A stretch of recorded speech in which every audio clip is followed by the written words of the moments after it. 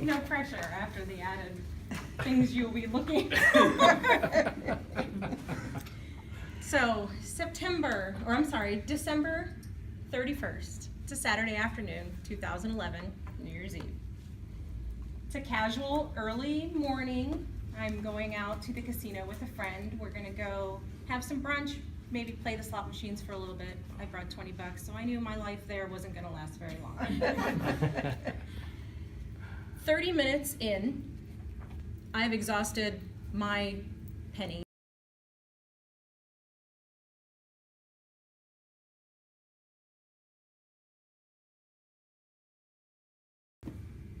I bet you aren't gonna hit that. I'll bet you I will. And I'm thinking, odds are in my favor because we haven't hit anything all day long. My luck ran out. He hit on a max bet. I knew what I stood to lose in this bet. I don't recall what I was gonna win had it been in my favor. Doesn't matter anymore. Yep, lost the bet. Within 30 minutes, I find myself in the car driving to Eloy, Arizona. Yes, skydiving. That was my punishment for losing this bet. And a max bet, so I knew you could afford it. So, with that max bet also came the added benefit of let's pay for the photographer to also jump out with you, so I can memorialize this event and show everybody.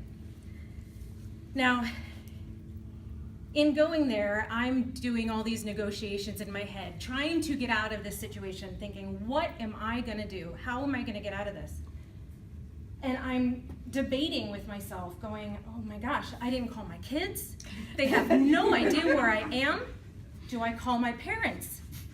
Oh my God, my dad's gonna freak out. I'm gonna call my dad thinking, the conversation's gonna go something like, hey Dad, guess where I'm at? Eloy. What the heck are you doing there? I decided, yeah, I'm probably not gonna call my dad. So I just left that one alone. I'll just tell him the story when it's over. So we get there, no reservations. Surely enough, they can take us in. Odds, my odds, always against me. Pay the fees, sign the waiver, watch the video of all the things that could potentially go wrong, and I'm thinking, oh gosh, this is not happening. Oh yeah, this is happening. This is happening. So I meet my instructor,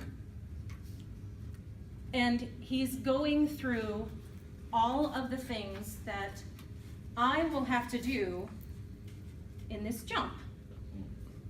You have to keep your arms in a certain position, to keep your legs in a certain position, you have to keep your head in a certain position. And I'm thinking, I'm just here for the ride. You're the one doing all the work. What the heck? You're the guy that's supposed to know what you're doing. All right, fine. So I'm listening, and half the stuff, I feel like he's talking for about an hour. And I know it's probably only 5 minutes, but there was a lot of instruction, and half of what I heard Charlie Brown's teacher, because I really was hoping that I retained everything that he said at that point. So we all file up.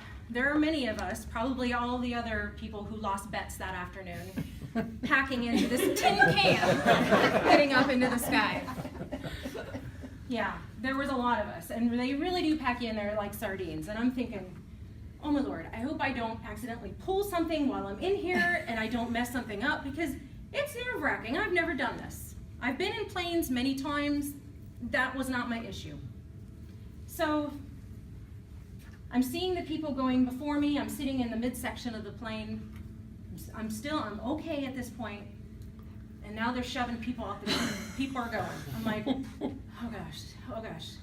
I'm strapped to this guy, and I'm not moving. But he's moving. We're going. And I remember getting up to the door, and there goes my photographer, jumps out first, and I braced myself at the door, looking over the edge of the plane, seeing the ground below me, thinking, oh, I can't do this. Sure enough, he's making sure, you're doing this. He shoved me out. I feel the rush of the air. So this is me. Yay. I did it. Got out there. Fun times, yes, good stories. So this was, I can't remember, they get you up to 13,000 feet. So you're pretty high. You can see our plane in the distance, so we're there. Now, one thing that they tell you when you're jumping, especially when you have a photographer, because otherwise you probably just wouldn't care, is to smile the entire time. Because if not, you're going to get those flappy cheeks because of the wind. And I didn't want that in my video. I'm thinking, oh my gosh, I'm going to show people this video. I don't want to see that. So, this is me, again, a little closer up. Oh, that's great. Not smiling, I'm actually screaming. I am screaming in this picture.